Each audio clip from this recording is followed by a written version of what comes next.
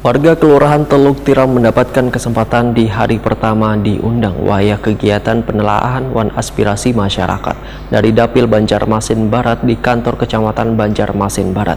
Jalan Pangeran Muhammad Nur, beragam aspirasi pun disampaikan warga, mulai masih adanya infrastruktur nang rusak hingga pelayanan pendistribusian banyu barasi nang belum lancar. Warga Kelurahan Teluk Tiram mendapatkan kesempatan dari pertama nang diundang wayah kegiatan penelahan wan aspirasi masyarakat nang dilakukan anggota DPRD Banjarmasin dari Dapil Banjarmasin Barat di kantor Kecamatan Banjarmasin Barat Jalan Pangeran Muhammad Nur, besukan Kamis 21 Juli 2022. Beragam aspirasi disampaikan warga, mulai masih adanya infrastruktur nang rusak hingga pelayanan pendistribusian banyu barasi nang belum lancar. Anggota fraksi PDI Perjuangan DPRD Banjarmasin Saud Nathan Samosir Wetakuni Prima TV memedahkan berbagai permasalahan yang disampaikan warga sudah dijawab langsung oleh instansi terkait dikarenakan kegiatan ini menghadirkan pula instansi yang biasanya menjadi keluhan warga terkait dengan data warga penerima manfaat nang difasilitasi Dinas Sosial Banjarmasin. Ujar Saud Nathan Samosir, masih ada orang nang sudah meninggal tapi masuk dalam data penerima manfaat.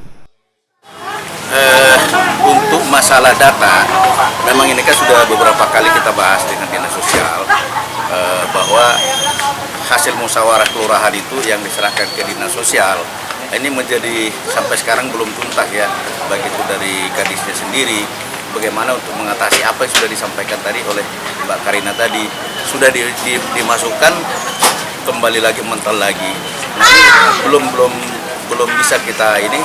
Sudah kita coba kemarin ke Kementerian Sosial dan juga Dinas Sosial yang kota-kota lain, tapi sampai saat ini belum mendapatkan solusi.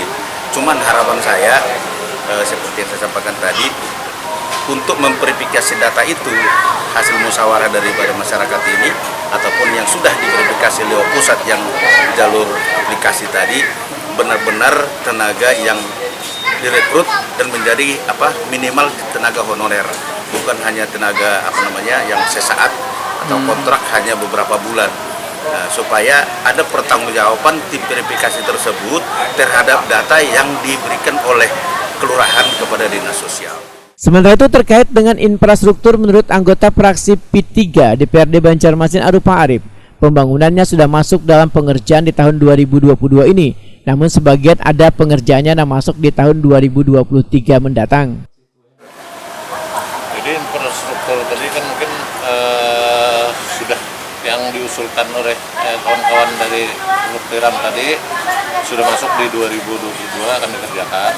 Nah, kemudian yang satunya masuk 2023. Jadi mungkin usulan yang terdahulu sudah ditindaklanjuti aja.